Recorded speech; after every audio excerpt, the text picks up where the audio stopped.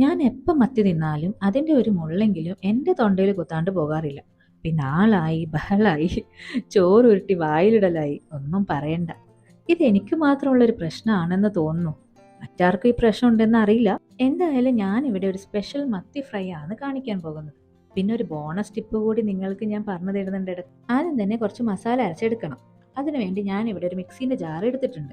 എന്നിട്ട് ഇതിലേക്ക് 1 ടീസ്പൂൺ ചെറിയ ജീരകം ചേർത്ത് കൊടുക്കുന്നുണ്ട്. പിന്നെ 1 ടേബിൾ സ്പൂൺ മൂവൻത്തെ കുരുമുളക്, മൂവൻത്തെ എന്ന് പറഞ്ഞാൽ മുഴുവൻ കുരുമുളക്. കൂടെ തന്നെ 10 ചെറിയുള്ളിയും 4 വെളുത്തുള്ളിയും ഒരു മീഡിയം സൈസ് ഇഞ്ചിയും 2 പച്ചമുളകും. പച്ചമുളക് നിങ്ങളെ എരിവിനനുസരിച്ചിട്ട് കൂട്ടുകയോ കുറയ്ക്കുകയോ ചെയ്യാം. കുറച്ച് കറിവേപ്പിലയും കൂടി ഞാൻ ചേർത്ത് കൊടുക്കുന്നുണ്ട്.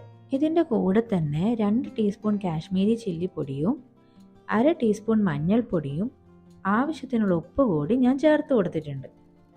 ഒരു പകുതി നാരങ്ങ കൂടി ഞാൻ ഇതിലേക്ക് പിഴിഞ്ഞു കൊടുക്കുന്നുണ്ട്. ഇനി ഇതെല്ലാം കൂടി കുറച്ച് വെള്ളം ഒഴിച്ച് എല്ലാം കൂടി നല്ലൊരു പേസ്റ്റ് പോലെ അരച്ചെടുത്തിട്ട് വരാം. ഇത് നോക്കിയേ, നല്ല പേസ്റ്റ് പോലെ ആയില്ലേ? ഇതുപോലെ വേണം അരയ്ക്കാൻ.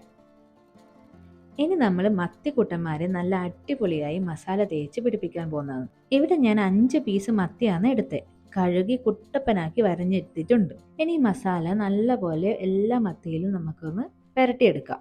എന്നിട്ടൊരു 15 മിനിറ്റ് മാറ്റി വെക്കണം. അപ്പോൾ മസാല നല്ലപോലെ ഇതിലേക്ക് അങ്ങ് പിടിച്ചിട്ടുണ്ടാവും. ഒരു സൂത്രം ഞാൻ ചെയ്യുന്നുണ്ട്, പെട്ടെന്ന് പറഞ്ഞു തരാം നിങ്ങൾക്ക് കേട്ടാ. മത്തി ഫ്രൈ ആക്കാൻ വേണ്ടി ഞാൻ ഇവിടെ പാൻ വെച്ചിട്ട് വെളിച്ചെണ്ണ ഒഴിച്ചു കൊടുക്കുന്നുണ്ട്.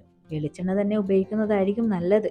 നിങ്ങൾ സ്ഥിരം ഏത് എണ്ണയാണ് ഉപയോഗിക്കുന്നത് അത് ഉപയോഗിക്കാം. ഇനി ഇത് ചൂടായി വരുന്ന സമയത്ത് 2 തണ്ട് കറിവേപ്പില കൂടി വെച്ച് കൊടുക്കണം. അതിനൊരു പ്രത്യേക ഫ്ലേവറാണ്. കറിവേപ്പില ഇല്ലാണ്ട് ഒരു കറി നമുക്കില്ലല്ലോ അല്ലേ? ഓരോ മത്തിയായിട്ട് ഇട്ട് കൊടുക്കാം, ഒന്ന് ഫ്രൈ ആവട്ടെ. ഇനി ഇവന്മാർ ഇവിടുന്ന് ആവുന്ന സമയത്ത് ഞാൻ ടിപ്പ് പറഞ്ഞു തരാം. മത്തി പെരക്കിയ മസാല ബാക്കി എന്തായാലും കാണും. അതിലൊരു സൂത്രം ചെയ്യാം. 2 ടേബിൾ സ്പൂൺ തേങ്ങ ഇട്ട് കൊടുത്തിട്ട് അത് നല്ലപോലെ ഇതിലേക്ക് അങ്ങ് മിക്സ് ആക്കി എടുക്കണം. എന്നിട്ടൊന്ന് അത് മാറ്റി വെച്ചേക്ക്. ബാക്കി ഞാൻ വഴിയെ പറഞ്ഞുതരാം.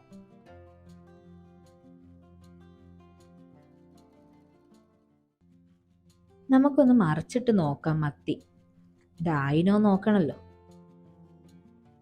കുറച്ചേ ആയിട്ടുള്ളൂ, എന്നാലും ഒന്ന് പിന്നെയും കൂടി മറിച്ചിട്ട് കൊടുക്കാം.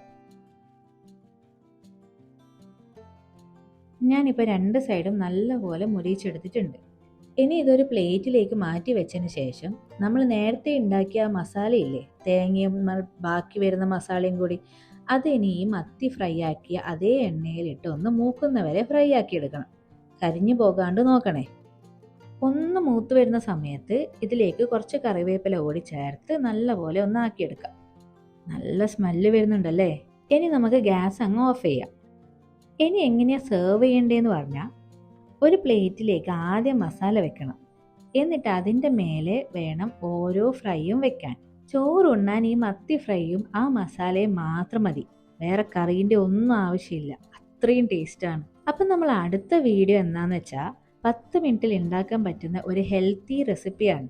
കുട്ടികൾക്ക് ഇഷ്ടപ്പെടുന്നതും പിന്നെ വർക്കിംഗ് മദേഴ്സിന് ഒരുപാട് ഹെൽപ്പ് ആവുന്ന ഒരു വീഡിയോ കൂടിയായിരിക്കും. അപ്പം നേരം കാണാം. അപ്പം ശരി.